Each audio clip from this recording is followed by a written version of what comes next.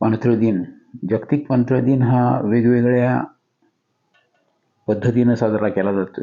परंतु आपल्याला माहीत आहे की हा वर्ल्ड वेटलँड डे 2 फेब्रुवारीला साधारण साजरा केला जातो. पावसाळा संपलेला असतो आणि त्यानंतर वेगवेगळ्या ठिकाणी पाणी साठून राहिलेलं असतं. जागतिक पाणथळ दिवस महाराष्ट्रातल्या महत्त्वाच्या पाणथळ जागा ज्या आहेत, दख्खनच्या पठारावरून वाहणाऱ्या अनेक नद्या, त्याच्या उपनद्या आणि धरणामुळे तयार झालेली जलाशय आणि तलाव यामुळे काही परिसंस्था तयार होतात. शेताच्या बाजूला सुद्धा काही वेळा पाणी साठून राहतं आणि त्याच्यामुळे सुद्धा परिसंस्था तयार होतात.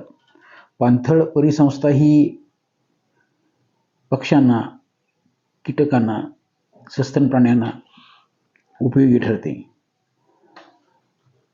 पाणथळ परिसंस्थेचा एक फायदा होतो की भूजलाचं पुनर्भरण आणि पाझरणं या 2 गोष्टीला मदत होते. त्याचबरोबर प्रदूषक आणि इतर पाण्यातील घातक पदार्थ शोषून घेऊन पाणी स्वच्छ करण्याचं काम या परिसंस्था करत असतात. या परिसंस्थांमध्ये विशिष्ट वनस्पती आणि प्राणी यांच्यासाठी उत्तम अधिवास तिथं आपल्याला दिसून येतोय.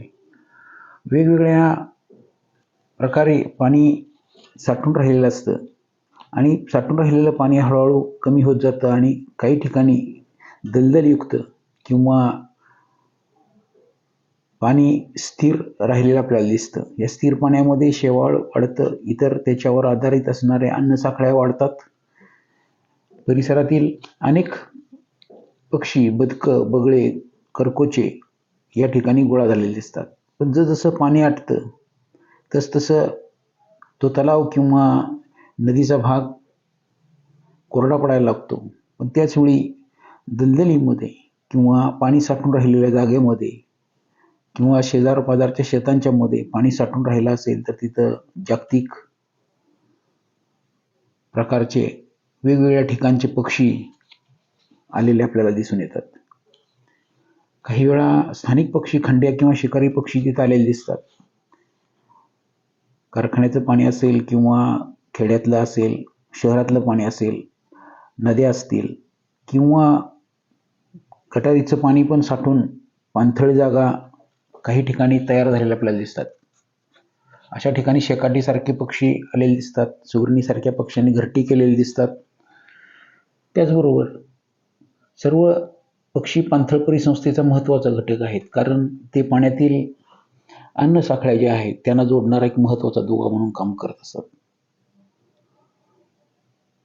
या जागतिक पाणथळ दिनी आपण आपल्या परिसरातील एखाद्या पाणथळ जागी जाऊन निरीक्षण करूया आणि त्या जलाशयावर, भव्यदिव्य जलाशयावर किंवा त्याच्या आसपास कोणकोणत्या प्रकारची अन्नसाखळ्या दिसतात, कोणकोणत्या प्रकारच्या समृद्ध असे जलाशय आणि त्याच्यावर आधारित अन्नसाखळ्या आहेत. काही वेळा वेगवेगळ्या देशातून येणारे पक्षी किंवा स्थानिक स्थलांतरित पक्षी इथं आलेले दिसतात.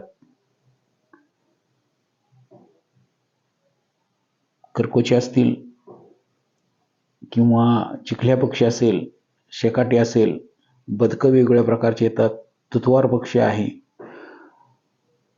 परदेशातून येणारे काही चक्रवाक बदकासारखी बदकं आपल्याला बघायला मिळतील. त्याचबरोबर जिथं प्रदूषण आहे तिथं शेकाट्या आलेल्या आपल्याला दिसतील. पाणथळ परिसंस्थांमधल्या अन्नसाखळ्या टिकवणे ही एक आपली महत्त्वाची भूमिका आहे. वर्ल्ड वेटलँड डेच्या निमित्तानं पाणपक्षी आपल्या परिसरात आहेत, पाणथळ जागा आहेत, त्या सुरक्षित कशा राहतील, त्याच्यामध्ये कीटकनाशक किंवा इतर काही मिसळता कामा नये याची काळजी आपण घेतली पाहिजे.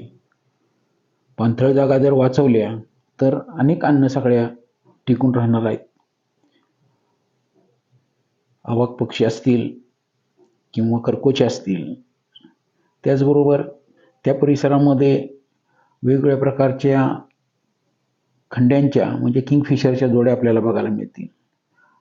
त्याचबरोबर आपल्याला आयबीस आहेत, चक्रवाक बदकं आहेत, बार हेडेड गीज आहेत, स्पूनबिल आहेत, वेगवेगळ्या प्रकारच्या पानकोंबड्या आहेत, टिटव्या आहेत. या सगळ्यांचं रक्षण जसं होतं तसं कावळे आणि पानकावळे हे सुद्धा या ठिकाणी आलेले आपल्याला दिसतात. जलाशयांच्या आसपास असे काही पक्षी दिसतात की जे आपण कधीही पाहिलेले नसतात. पण जलाशयाच्या जवळपास शेतातील खते, कीटकनाशके, कारखान्यातील सांडपाणी यामुळे ते नष्ट होतात. ते रक्षण करण्याची जबाबदारी आपली आहे. पाणथळ